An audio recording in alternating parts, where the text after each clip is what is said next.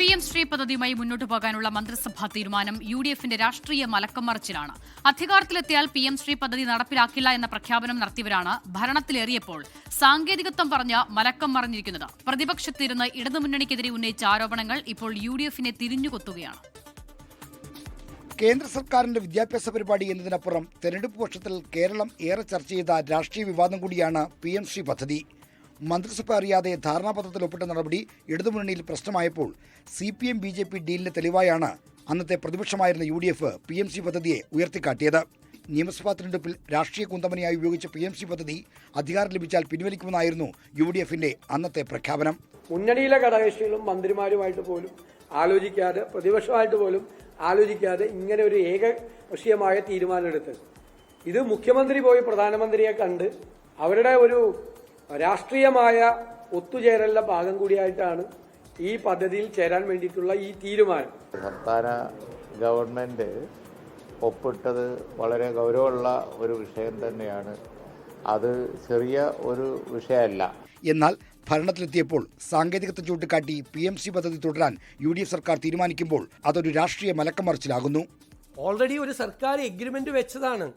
അതിന് നിയമപരമായ നടപടിക്രമങ്ങൾ കൊണ്ട് നമ്മൾ അതിൻ്റെ അകത്ത് നിൽക്കുകയാണ്, നിർബന്ധിതരായിരിക്കുകയാണ്. നിലവിൽ ഒപ്പിട്ട സ്ഥിതിയാണ്, ഫണ്ട് വാങ്ങിയ സ്ഥിതിയുമാണ്. ഇനി എന്ത് ചെയ്യാൻ പറ്റും എന്നുള്ളത് നോക്കാനാണ് ഉപസമിതിയെ വെച്ചിരിക്കുന്നത്. CPM BJP ഡീലിന്റെ പ്രധാന തെളിവായി ഉന്നയിച്ച വിഷയം ഇപ്പോൾ ബൂമറാങ്ങായി UDFനെ തിരിഞ്ഞുകൊത്തുകയാണ്. അന്നത്തെ പ്രതിപക്ഷ നേതാവ് പറഞ്ഞു, പ്രധാനമന്ത്രി കണ്ടതിന് ശേഷം മുഖ്യമന്ത്രി നടപ്പിലാക്കി. ഇത് RSSും CPM തമ്മിലൊരു ഡീലാണ്. അപ്പോൾ ഇപ്പൊ പ്രധാനമന്ത്രിയെയും ആഭ്യന്തരമന്ത്രിയെയും കണ്ടതിന് ശേഷം പൂർണ്ണ വിധേയത്വത്തോടുകൂടി നടപ്പിലാക്കുന്നു. ഇതാണ് യഥാർത്ഥ ഡീൽ എന്ന് കേരളീയ സമൂഹം തിരിച്ചറിയുക തന്നെ ചെയ്യും. പാഠ്യപദ്ധതിയിൽ മാറ്റം വരുത്തില്ലെന്ന മുഖ്യമന്ത്രിയുടെ പ്രസ്താവന എത്രത്തോളം പ്രാവർത്തികമാകുമെന്നതിൽ ഇപ്പോൾ തന്നെ സംശയം ഉയർന്നിട്ടുണ്ട്. VD സതീശൻ ജനങ്ങളെ കബളിപ്പിക്കുകയാണ്. ഇന്ത്യ പഠിക്കുന്നത് കേരളവും പഠിക്കും, ഒരു സംശയവും നിങ്ങൾക്ക് വേണ്ട. ഇന്ത്യ പഠിപ്പിക്കുന്നത് കേരളവും പഠിപ്പിക്കും. ഇത് കേരളമാണ്, ഞങ്ങളിത് നടപ്പാക്കില്ല എന്ന് പറയാനുള്ള അവകാശം ഇതുവഴി ശ്രീ VD സതീശന് ലഭിക്കുന്നില്ല. ആളുകളെ കബളിപ്പിക്കുകയാണ്. തെരഞ്ഞെടുപ്പ് കാലത്ത് പറഞ്ഞതെല്ലാം അതേപടി നടപ്പിലാക്കുമെന്നാണ് മുഖ്യമന്ത്രി VD സതീശൻ ആവർത്തിച്ച് പറയാറുള്ളത്.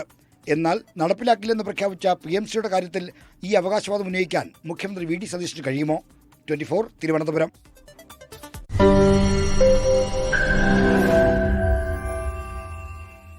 ലോകത്തെവിടെയായാലും ഏത് സമയത്തും 24 വാർത്തകളും ഓഗ്മെന്റഡ് റിയാലിറ്റി പാക്കേജുകളും എക്സ്പ്ലെയിനറുകളും വിശദമായി കാണാൻ ഞങ്ങളുടെ YouTube ചാനൽ നിങ്ങൾക്ക് സബ്സ്ക്രൈബ് ചെയ്യാം.